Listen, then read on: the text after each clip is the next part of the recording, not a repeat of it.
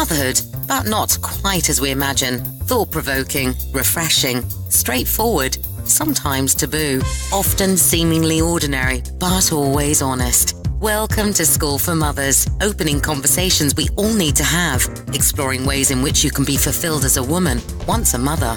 Now here is your host, mother of 10, Danusia Melina Durban. Hello and welcome back to the School for Mothers podcast. I'm your host, Danusia Melina Durban, and today my guest is Jo Wimble-Groves on the theme of because. Jo writes the popular blog Guilty Mother about her experiences balancing work commitments and motherhood. Her blog has gained a really impressive following. Besides blogging, Jo is a motivational speaker and expert in leadership and management. She's my kind of girl, or rather, woman. She's also the owner of Active Digital. It's an award-winning mobile telecommunications company. Jo is one of those women that has won awards like all over the show. The Young Guns Award for Growing Businesses, the Female Entrepreneur of the Year Award in 2007, 35 Under 35 in Management Today, as seen in the Times, and Top 6 Employer of the Year in 2013 and 2015. In fact, I'm pretty sure that very recently, Jo and her company became award winners yet again. So she's that kind of woman. On top of all of this, Jo is mother to 2 children. So before we begin, I wanted to bring Jo Wimble-Groves into a conversation for us because she's a complete expert on the whole topic of guilt. She's studied it for many years now, and I thought that she would bring us a very different way of looking at it, and because it seems to be something that so many of us mothers really are crippled by. This week's episode is sponsored by Me Sheets. It's the School for Mothers simple tool for making sure that us mothers are really central in our own lives. I designed this tool because I had such a hell of trying to, not get lost as a mother of 10, to stay being myself, but also to do all the things that I really want to do, all the tasks that have to be done in all the various parts of my life. And I was finding that the one thing that was consistently getting lost was attention to myself. I'm not just talking about some small little crumb at the side of my life. I'm talking about the fact that I really was almost invisible in my own life. So I designed this very simple digital to-do kind of piece of technology that means that I always feature.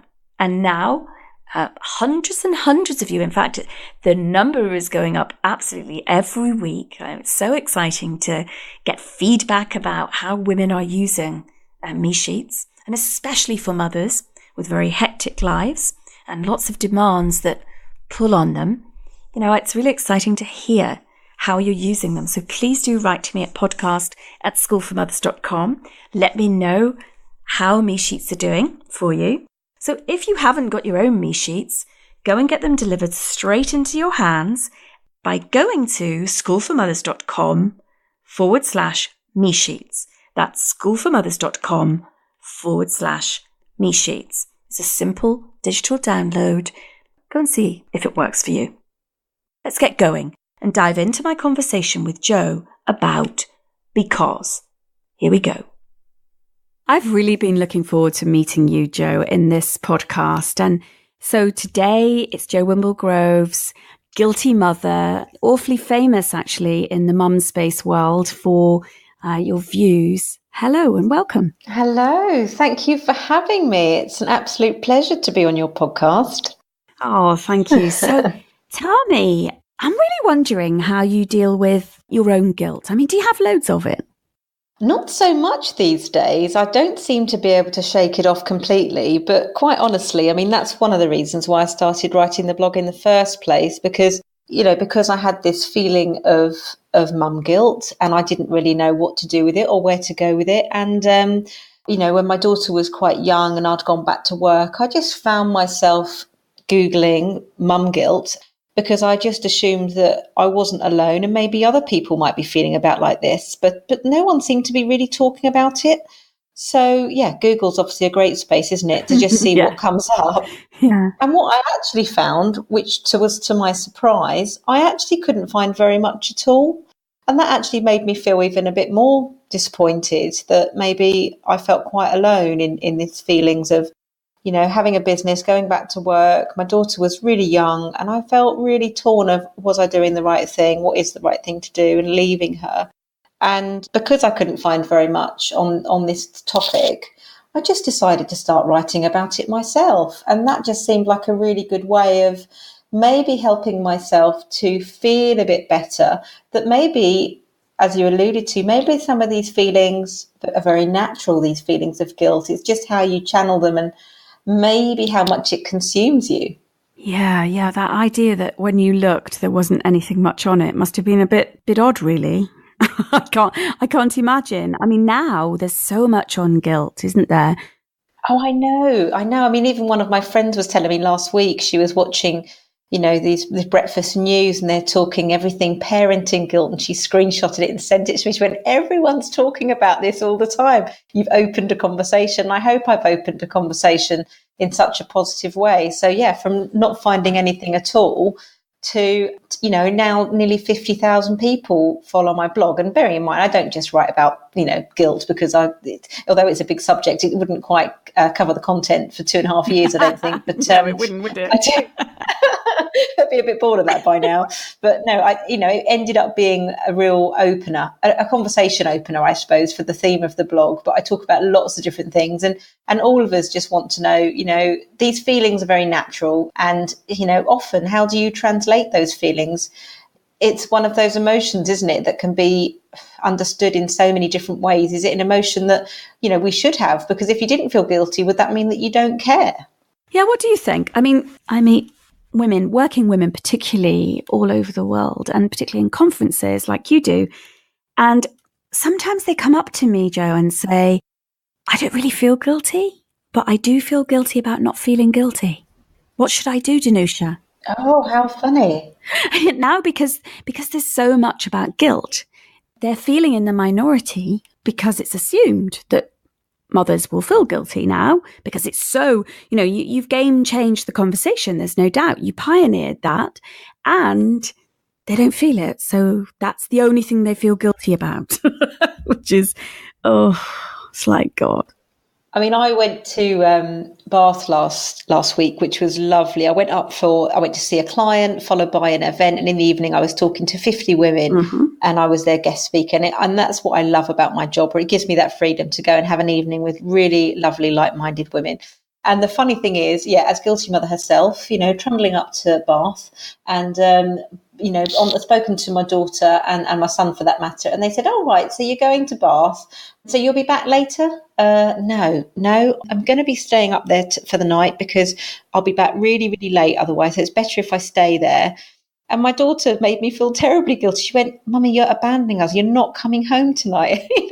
I was thinking, I just can't seem to do it right. But sometimes maybe they're just so good at pulling at the heartstrings, aren't they? They're so good at it. And remind me how old they are. I felt like, no, I'm not going to feel guilty. Well, my son is 6 and my daughter is 8. So yeah, it's a good age. She was the one that was saying, you're abandoning us, and Daddy, you're abandoning all of us. But what I felt, I didn't feel guilty because I on that train up, I knew that I was going to be sitting with a lot of women and mums for that matter. Some of them were actually really new mums, and how lovely to have that conversation to tell them that everything you're feeling at the moment is completely natural. Yeah. And it's okay, and you're okay, and come out for the evening and have a night with us and let your hair down, have some really, interesting conversations, and don't feel guilty about it. Your baby is fine. Yes, exactly. Don't feel guilty about it. But I mean, as you said right at the start, you can't quite shake it off completely. And your children clearly they know that. Aren't children fabulous at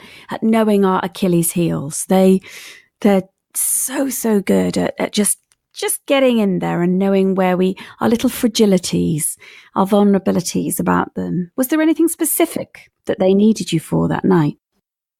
Oh, I'm probably not. As you say, it's definitely the Achilles heel. And, if I talk to my husband about it, he's like, they are not like him with they're not like that with him. It's definitely all for my personal benefit, Why do you think that is, Jo? I don't know, and I can't quite put my finger on it. Is it just because I'm a woman and a mum? But it shouldn't be like that, because, we see, don't we, in households that the husband and the wife or the partner, they take so many sort of shared responsibilities now. The typical family home has changed a lot. So with so many more shared responsibilities, why should the guilt still be leaning to one side more than another? Can't we share it a little bit more? I don't know. Well, I think our culture tends to still kind of hammer home in some gentle ways, but also some quite hard ways that our primary purpose is to be the devoted, intensive mother model. And therefore I'm not sure that fathers really are under that same cosh. Not really. So I think our children they can't really help but pick up on this, even in the most progressive of families. They hit up against a culture outside the home that there are different ways of doing it. And some, I just think the message is so strong that, for instance, in education, meetings that are in the middle of the day, who can ever attend those? Well, especially being a woman in tech myself, it is actually wonderful to see how technology has changed the way that we live and work. Obviously, it can be detrimental in some instances because, as women and men, we find it really difficult to know where that blurred line is of when we come home and put our work down and when family life starts, because it feels like we're on our phones more than ever. Yes. But what I have really noticed, and something that I think is really, really interesting and fun to see, is that, my daughter might play a netball match at 2:30 in the afternoon, and getting to that netball match at that time is really difficult, as many of us as parents can appreciate. Yes. But what I've really noticed, the amount of dads that are there. They're there and they think, no, I'm going to juggle around my meeting. I'll use technology as best I can, and I will make sure that I can get to that netball match to watch my child do that game. And that never was happening, 30 years ago. No, exactly. You only need to look on an everyday street. Certainly in the UK, where we're based at the moment, there are men pushing buggies everywhere. There are men with, front packs on, with their slings on, with, they are present. And that is very different. And as you say, at the sidelines, picking up kids, men are there. So, things are shifting. It's a shame that internally, from an emotional perspective, we're still kind of bonded together in this guilt club, that women still torture ourselves with this kind of almost self-flagellation about all sorts of things. It's not about just one thing, but there's so many things that we feel guilty about. And I think that is a great shame, because it's an energy. From my perspective, it feels like an energy drain. When I'm concentrating on feeling guilty, then I can't concentrate on more productive things. So I'm wondering how whether you see it as in any way positive. Beyond it shows you care, which 99.9% I'm presuming do care, So I'm just wondering what beyond that.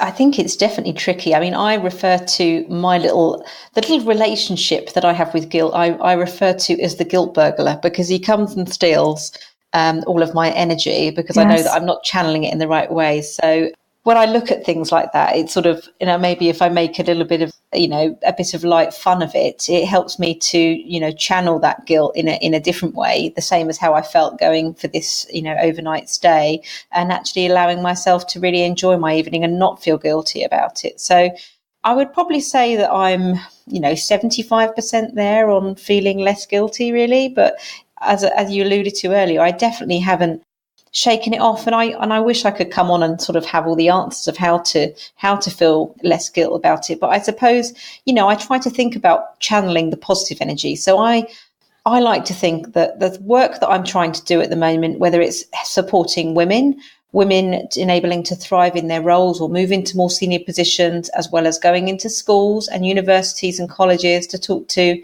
children about entrepreneurship and finding their skill and their own confidence. That work is really important to me, and I really hope that when my children are older, particularly my daughter, because the work I'm doing a lot is centered around females, is that she will be really proud of me. So that thought in my mind helps me to channel my guilt and allows me to accept the guilt and then let it wash over me a little bit more, because I hope one day she'll turn around and say, Mum, I'm really proud of you. The work that you did is actually trying to help other people. Yes, I would imagine she will do that. I hope so. And although our children do, as they grow, surprise us, as a mother of older children. Tell me, when you talked about going into schools, do you see young women feeling guilty? Do you see it happening before females become mothers? No, I don't. And there is this very famous saying that, when you have a baby, they pull out the placenta and shove guilt in, and that normally I hate that one. People always gets a bit of a laugh because, But I absolutely hate it, that one. Because obviously it's not true, but sometimes it feels like that, doesn't it? Because maybe you just have this overwhelming love for this child that you've just had. And that overwhelming sense of love means that you will do everything in your power to protect that child, because that is a love that you've never felt before, potentially. And then we set ourselves up for, I hate to say it, like perfect parenting, because you have in your mind at that moment that you'll do everything you possibly can for that child. And then when things don't quite go to plan, you've immediately just set yourself up for a big fall, haven't you? Well, yeah, so many of us, those of us with unresolved, actually, which one of us hasn't got unresolved things from our childhood, and so many people think that once they have children, they're going to make a better job of it. It's going to be much better. Maybe it's, that they'll love their child in a different way, or they will be there if their mother wasn't, or father, or they won't be there if they were too much, whatever it is, we attempt to reinvent, review, reclaim all those things of our childhood. And then, of course, that goes completely differently than we ever imagined, because those children don't turn out to be something that it just doesn't. It generally doesn't happen. And I think one of the things that I noticed about that, when I said, I hate that, that's, mantra, yes, take the baby out and guilt goes back in, is that the more that we say that, the more it becomes a fulfilling prophecy. So the more that we say things, oh yes, to be a mother is to be guilty. Really? Well, that's why I started the blog, was to feel not so guilty. It was about reversing it and switching it on its head, really, because I wanted to have that conversation that, you don't need to feel guilty. And maybe as well, like you say, about trying to recreate some of the childhood that we had, but also thinking, cool, I remember what mistakes my parents made. I'm not going to make those with my children. And also you have to remember that in this world we have these access to the magazines and the TV and the social media, and we look at people's lives and we think, goodness me, they look like brilliant parents, or they look like they've got it all nailed. They've got it all together. Look like, that's the thing, isn't it? It looks like they've got it all together. But underneath, everybody is, scrambling around trying to have that vision of looking like a swan on top. But underneath, we're pedaling like crazy, trying to make it look effortless. But we all know that, parenting in general it's the hardest job we will ever do. Yes, undeniably. That is true. I love what you're saying. So the other kind of lie, I think, that's sitting in the guilt debate or the guilt area is that guilt equals love. So I know you've just talked about, when you have this child, this baby, and this upsurge of love, which for many people that's true. It really does depend, doesn't it? But mostly we do have that kind of amazing amount of unconditional love for our child. But I think somehow this guilt has got collapsed into the more love that you have, therefore the more guilt you'll have. Therefore, if you don't feel guilty, does that mean you actually don't love? So I'm wondering what you think about that one. Oh, I think that's a really tricky one, because like we said earlier, guilt is a normal emotion that we all carry, but sometimes don't know if it is related to how much we love a child, but I think we can just feel not. No, exactly. So I really do. If I'm super guilty, I must love my children more than anybody else. But no, I think that is a very, very tricky question because it's too difficult to quantify. But sometimes we just feel dabbles of guilt, such as, are we giving our kids too much screen time, or I've just given them a ham sandwich instead of cooking them loads of courgettes and broccoli and all that sort of stuff. Sometimes we can just feel little dabbles of guilt rather than an overwhelming rise of, we shout at them sometimes because they're not putting their shoes on when we're trying to run out the door, and then we feel a bit bad about it. Maybe that was right, maybe that was wrong. But sometimes the guilt just allows us to reflect. And one of the conversations I've had recently with a friend, actually, when you do sort of, shout quickly at a child saying, I asked you to do that 3 times and you haven't done it. And later on, maybe I'll just say to them, look, I'm sorry that I shouted at you. I shouldn't have shouted at you, but when I want you to do X, Y, and Z, I would really appreciate it if you do it. So mummy doesn't have to shout. And sometimes having those conversations, and I found myself having those open conversations maybe with my children, because then I don't want them to go on and have their children thinking, I don't want to shout at my children like my mum used to shout at me when I didn't put my shoes on. Yes. I don't know. I'm tricky. And sometimes, well, the thing is, I think about, it's obvious that you're going to shout at your children. I'm not talking about screaming until the walls shake. But isn't it necessary for our children to see that we're human beings? Like, we can't be this kind of cookie cutter, carbon, like sweet, soft speaking parent that always, hello, darling, I know it's the 3rd time, but could you please pop your shoes on for mummy? It would be awfully nice of you if you could. No? Okay, I'll ask it again in a minute, and I'm sure you will. I mean, really, so... You talk about being human. Yeah, that's just... Yeah. Maybe there are probably mothers who are like that, but they must have a lot of patience, maybe more than... And I'm a patient person, but... Yeah, I know. But we need to be in control, and we need to show that as parents we are in control of them, and actually their safety and their well-being. Exactly. Yeah, and that we have control of our range of emotions. It is important to have that, and we still have a range. So I think children actually find safety through finding where the boundaries are, where the borders are, because after all, part of growing up is to press. It is to press through. It is to see how far they can go. Whether it's as a toddler, can I draw on this wall?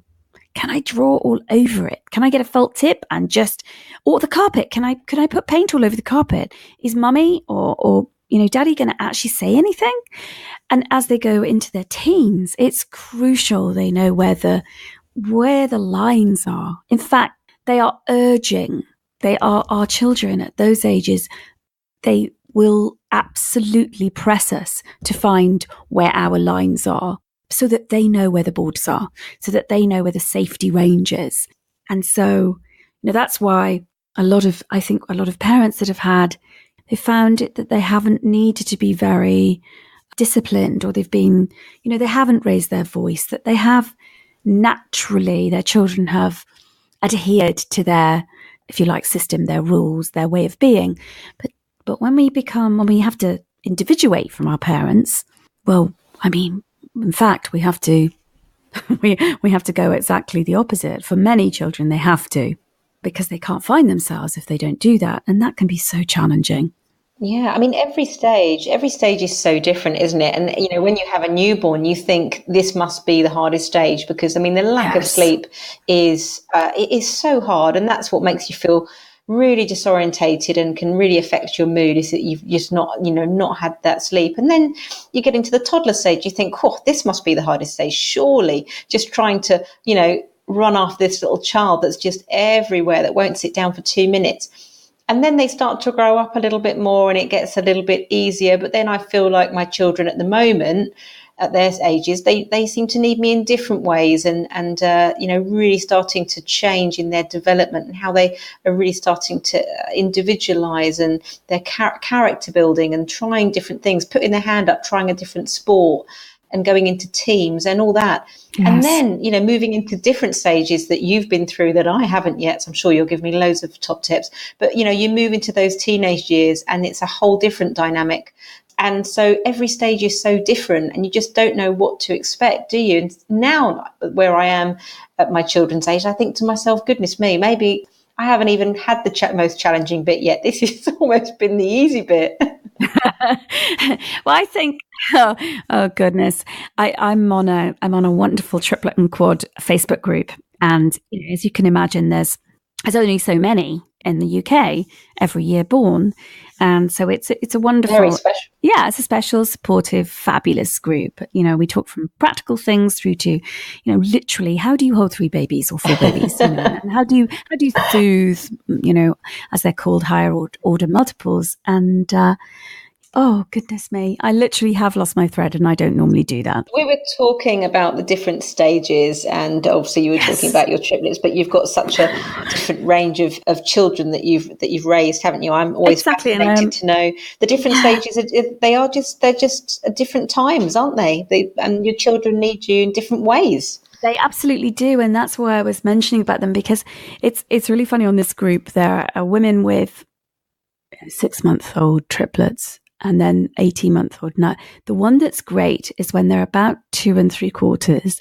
And I've seen so many, including myself. I've been somebody that's done this, thrown down at the end of an incredibly exhausting day and said, tell me it's going to change. No. Somebody out there tell me that this is the epicenter of hell, that it will, after this stage, when they get to 3, it is all going to get better because I don't think I can cope with this, you know. And so the sheer honesty of, I'm at my wit's end.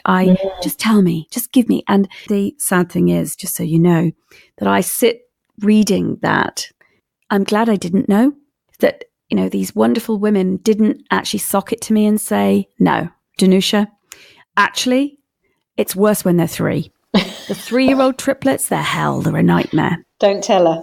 Don't tell her. So everybody just closed rank and was like, yeah, sure, you'll be fine. And actually... that's what she needed to hear. Because that's right. And it's the same with all the stages. My favourite stage, Jo, is actually where you are with your children right now. That pre-adolescence, they're past the preschooler, they're curious, they're engaging, the relationship with parents is still typically still really beautiful if it is.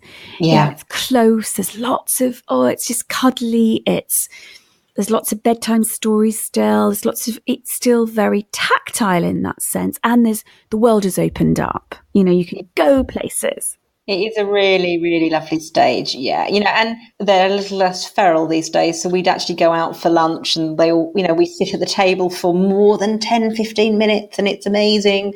And the closeness with the children is great. And, you know, I know at some stage, especially with my daughter who's nearly 9, and she keeps telling me, you know, she's not coming in for as many cuddles as she used to. And, you know, she came in the other morning. I was like, oh, did you want a cuddle? She said, no, I just wondered if you'd seen my iPad. I was like, oh, right, okay. Exactly. I was like, no, but I had actually hidden her iPad so I could see her looking around for it, but she can't see it at the top of my wardrobe, which is quite interesting. So I'll let her keep looking around the house a little bit longer till I tell her.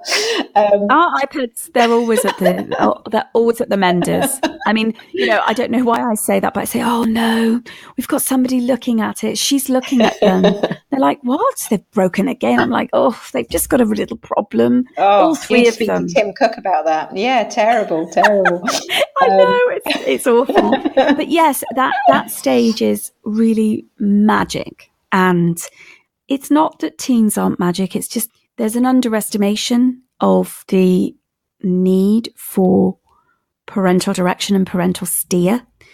And I think what I mean is both by, obviously the children won't know that, but actually family-wise, because of course they're more independent. Of course they can go places. Of course they can do things.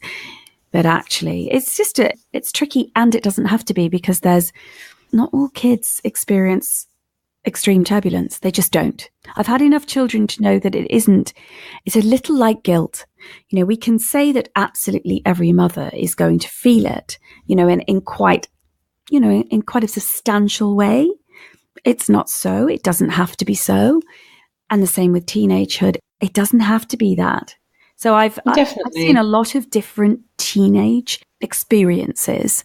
And I love the question I get asked, which is, are boy teenagers, like, are they easier than girls or the other way around? I try, oh dear. I try hard to fudge it. Yeah, it's different, isn't it? I mean, I'm sure in our household, it's going to be a bit of a wake-up call when my daughter brings her first boyfriend home or something and start thinking about those sort of experiences. I'm thinking, I don't know if I'm going to be able to handle that. And then, my son, because he's a boy, he might, be out late, and then you don't want to knock on the door from a mother who's saying that your son's been round my daughter's house or this, that, and the other. But this is all, it's life, isn't it? And they're going to have relationships, with friends, with people that they like, with people that they fall in love with. And that is the circle, and it will happen. But just at the moment, I'm in complete denial of my daughter just about to turn 9. I just can't really bear it, because everybody tells you, don't they? It goes so fast. And no, you don't believe them at the time. And then all of a sudden, it does really happen so quickly. And that was what it was so lovely going to that event and talking to these ladies who, they were going out and leaving their babies for the first time. Yes. It was the first night they'd gone out and left them. And I wanted to give them that reassurance that the baby be fine. And actually that self-care and you having an evening out is really therapeutic for you. And, happy mum, happy baby. People do say that a lot. And I think it is really important. I think it is, and being a happy mum takes different things for different people, doesn't it? What will make one woman as a mother happy won't make another. And I think it's a shame that we have such very stark, quite fixed views. They're changing a bit, but we still have a fixed view about what a mum, what's admissible for mums and what isn't. Do you see that? Well, I think sometimes, for example, women going out, or whether it's in the day or in the evening for that matter, and actually just being around positive individuals that potentially are other parents as well, that can give them that reassuring ear that they're doing okay and they're doing a good job. And sometimes that is just what people... God, it's essential, actually. Oh, it's really essential. So sometimes, what you don't want is someone being critical on whether you're doing something right or wrong. Because we take that so literally, don't we, sometimes? I used to, yes. I think. And it is very reassuring just to be able to sit with other people and have those conversations that you're doing okay and you're doing fine. And actually, that's important for dads as well. I don't know sometimes if that gets forgotten, that, they need to be reassured as well that, it is going to be a real bumpy ride, but you will get there and you just sort of muddle through the same as everybody else. And we forget that our parents were like that, because when you look at your own parents, you just think that they must know everything because they're our parents. So these 40-year-old individuals, as they were then, they must know everything about life. And actually, no, what you now realise when you become a parent yourself is that they were muddling through just as much as we are, learning as you go. Definitely. I think we become much more compassionate. If we actually really consider what you just said, we definitely have to be more compassionate for our parents and what they've been through, because no, they didn't know what they were doing. And a lot of it wasn't personal. It was, they were doing their best with what they had at the time. And, my mum loves to remind me, how easy in some respects we have it now. Obviously she said the terry toweling nappies would be hanging on the dryers, and it was actually, having a little bath in a bucket and all those sort of things, as you remember.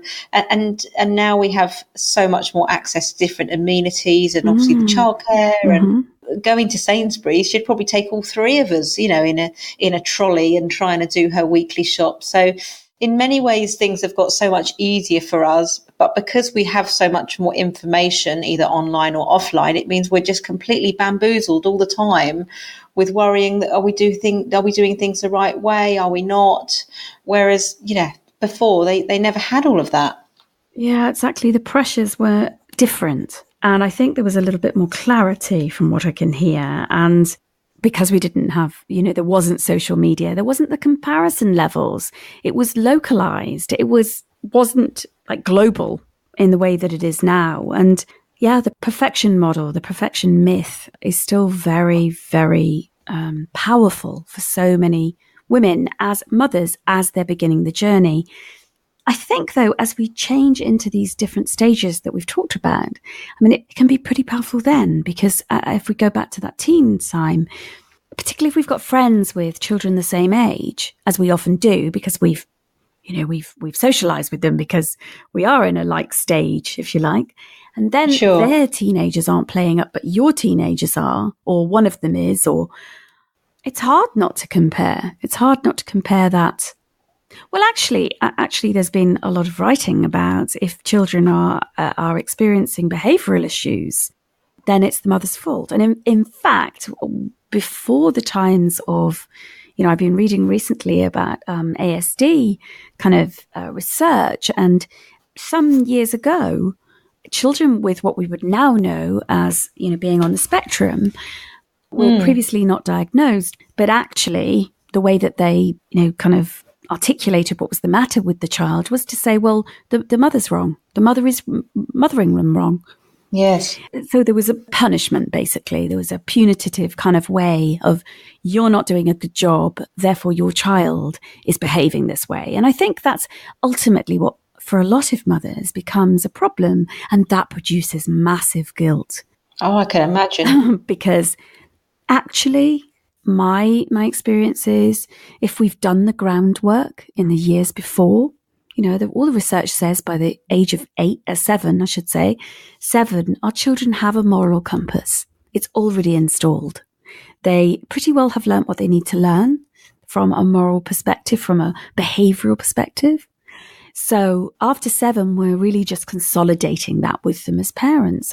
And so actually, they've already got it. Isn't that interesting? Isn't it? And that makes me think that the early years are so crucial, which again, the pressure does build because, even for me now, as a 40-year-old woman, which I really feel like I've sort of grown into my sense of self and who I am.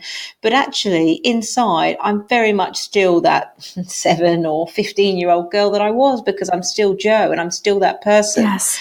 And that never really changes. But I love that. I love that sentiment that all of the characteristics that make me the person that I am and those friendship groups I have, and I'm still, my best friend is still the same person from when I was, 12, 13 years old, because I'm still that same person. But even though you grow so much in your sense of self and who you are, I love the sense that when I look into my daughter's eyes at her age now, the characteristics of who she is as a person, I don't think should change too much, because she'll always be her. Exactly. And that's why it's somewhat futile to imagine that when they're 13 and 14, or if they are having behavioral issues, or whatever they're kicking up about, actually, because that's them spreading their wings quite naturally. They're going to have to. That it's somehow linked to the way that a mother has mothered. It's not necessarily, that link is a very tenuous one, very, very tenuous, because that child is already formed. They've already got their sense of what is right and wrong, which when you get to that age, as your daughter, when she gets to 9, 10, it's going to be crucial that she can reflect on as she makes her decisions about who to be with, how to get home from somewhere, whether to tell you the truth about something, all those things that you and I have been through, and our listeners here have been through. And we have to make those judgment calls about, do I really say what I was really up to? Or do I? And that's the thing. Yeah, we probably used to hide so much. But one of the things that I think is great about the 21st century, and something that we're getting so much better at, is that ability to have open conversations. Yes. I know we started the conversation about guilt, but actually with my children, my daughter and my son for that matter, I always just want to be that mother that can sit down with them and say, what's going on for you? Yes. What's happening for you? How are you feeling? How do you feel about a certain situation? And I just want her to always be able to feel that she can come to me about anything and tell me the truth, because obviously back in the day, it wasn't always acceptable, is it, to go and talk to them about it? It was that sense of pull yourself together, you'll be fine, and or don't say anything. But now we have those open conversations, and that's what's great. And then that's what we have to do as parents, both mothers and fathers, to say, how are you feeling? Yeah, exactly. And I would add to that to teach children that it isn't just one way. It isn't just one way from the parents as adults, which is clearly the most important thing, to actually care for our children and protect them and love them, and to ask how they are and what they need, etc. But also to teach our children that as much as when they're tiny, they know psychologically that they are very much the center of the world. I mean, they really are. But in some parenting, I wonder if the children ever really realize that they're not the center of the world, that actually other people feel. And so I like to, it's not something I actually actively think, aha, I must do this. But I realize as we're talking that I've also taught my children to consider, well, what does your sibling need? What does your sister need? What does your brother need? What does your dad need? How are you feeling? How... That's such an interesting point, because we went to watch Tottenham Hotspur play a football match at the weekend at Wembley, which was great. I took my daughter because I only had one spare ticket, and my son, the irony of it, he was actually at a football match at the time. So she had come to the football match with me, and it was a bit last minute, and she was really happy. We had a nice little day together. And because my son is such a big football fan as well, they both like their sport. But she said to me, "Mummy, what are we going to tell Seth that we've come to see this football game, because we know it's going to break his heart?" And I said, Erin, she sort of, and that's where guilt is actually very positive. She felt guilty that she was the one that had gone. What are we going to do? What are we going to say to him? Because equally, she needed to think about his feelings. Yes. So if she tells him the truth, is he going to be really upset? And she doesn't want to upset him. But actually, in this instance, is it better to tell the truth? So she was really in a quandary, and watching her in these emotions, what am I going to say to him? And whether to tell him the truth or not, almost like to save him the heartache, or actually is it better to tell the truth? As soon as we walked in the door, and it needed to be her decision, I think that's also quite important to mention. As soon as we walked in the door, when she got home, she told him straight away. She needed to get it off her chest where we'd been, but she was very diplomatic in what she told. She said, "I don't want you to be upset, Tess, but I want you to know where we've been, because I wanted to be honest with you." And you know what he said? He was so grown up for a 6-year-old. He just said, "That's okay, Erin. The important thing is that Tottenham won." Oh, that's beautiful. Oh, that's absolutely wonderful. Could have gone either way. We could have had absolute carnage in the house, but it was brilliant. And she needed to get it off her chest. She needed to understand that feeling of guilt was channeled in the best possible way for her to tell the truth and protect her siblings' feelings. Oh, that's such a wonderful example, Jo. I really love it. That's such a good point. Yeah. I have a final question for you before we go. If you were to manage to reverse the guilt, maternal guilt and parental guilt that you set out to do when you started your hugely successful blog, what would you rebrand as? Oh, I think I would.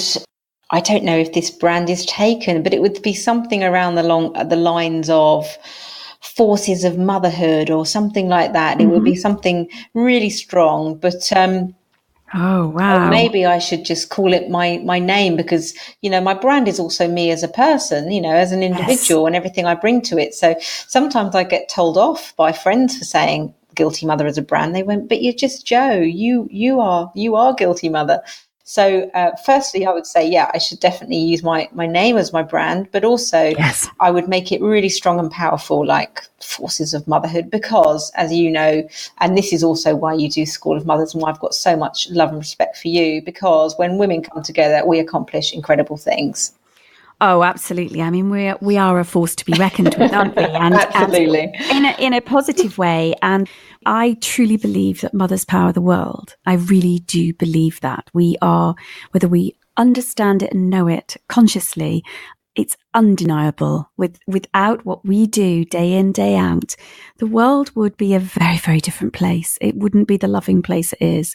And it wouldn't, it just would not be the same. So between Guilty Mother and School for Mothers, I mean, we're two ways of doing the work in the mother space. And there are so many incredible women that are, in this space doing our little bit to make sure that motherhood is celebrated for a start and that we're supported in the world. So I agree. Absolutely. It's been wonderful speaking with you today and having this chat. Thank you so much. You're absolutely a superstar. Thank you. My pleasure. Thank you.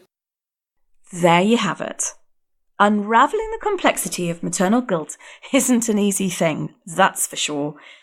What our conversation certainly highlights is how important it is to get comfy with our imperfections. I mean, all the time we're trying to live perfect lives, guilt seems to just run us. It really does. That's something that I certainly understand. Then there's firming up boundaries. I really loved our conversation about boundaries. I mean, which woman on Mother doesn't need a bit of that? There's one quote that I've always found really handy. And for me, it really relates to this whole idea of guilt. And it's something that Stephen Covey wrote. And he said this. He said, "You have to decide what your highest priorities are and have the courage, non-apologetically, to say no to things. And the way to do that is by having a bigger yes burning inside." So finding the answer to our bigger yes burning inside us is the key. I'm wondering what yes for you eclipses your mum guilt. Because when we get fixed on our yeses, I've had a bit of a suspicion that our guilt doesn't rule us quite as much. But anyway, let's see if that chimes with you. Maybe it doesn't. So, coming up next week, I'm joined by Rachel Pesso, and the episode is called Refusal. Listeners, this episode is kind of set to be a departure for us. As you know, all guests on the School for Mothers are, well, funnily enough, they're mothers. Rachel, though, is not a mother, and in fact, she doesn't want to be one. In our conversation, we'll be exploring what it's like to not want to become what's assumed, even now, as woman's highest purpose. The sacred aspect of being a mother in terms of our primary identities is something Rachel really hits up against. And I can tell you it's sure to be a taboo-busting chat. And I don't intend to hold back asking the kind of questions that I'm imagining that Rachel actually has to deal with pretty well every day. But before I let you go, have you subscribed to this podcast? It would be really great if you did. Our subscriptions are really going up. I mean, I'm getting very excited about the hundreds and hundreds and hundreds of you now that are listening in. It's become a bit of an addiction for me. When you go and check your Insta followers or your Facebook likes? Think of me on LibSync, kind of pressing there and getting super excited when it's gone up. Actually, I must let you into a secret. A few months ago, when we were putting together the event, the live event, the first one in London in November, it was just before, and we were watching ticket sales, and it was exciting, very fresh. Really nobody knew about the School for Mothers because, hey, we're brand new, so they wouldn't. And one day when there was a ticket sale, Harriet picked up the cactus on the dining table and she shook it over her shoulder, like, shake that cactus, shake that cactus.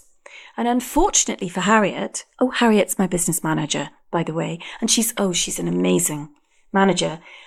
Also, she's my eldest daughter. So we worked together, and she unfortunately threw the cactus over her shoulder. So now what we do when we have a big success in our lives, in our business, in whatever, we shake a metaphorical cactus. So really what I do is I check the link on LibSync to see the downloads every week / every day, and I metaphorically shake the cactus. So that's what I really do. I bet I had to kind of tell on myself. So I'd love it if you didn't miss any of the special features that I've been banging on about that I'm promising to bring you. I don't think I will have any of those until next year because I have to rev myself up to think about what to talk to you about rather than having a conversation with somebody. But I hear from Amy Porterfield that they're her favourites. When she just riffs and talks about something, I heard her say the other day that they're her absolute favourites. So I'm hoping I'm the same because I must admit I really love my conversations with guests. They're riveting. And I've got lots of brilliant ones coming your way. So make sure you subscribe on iTunes or wherever you listen to the podcast.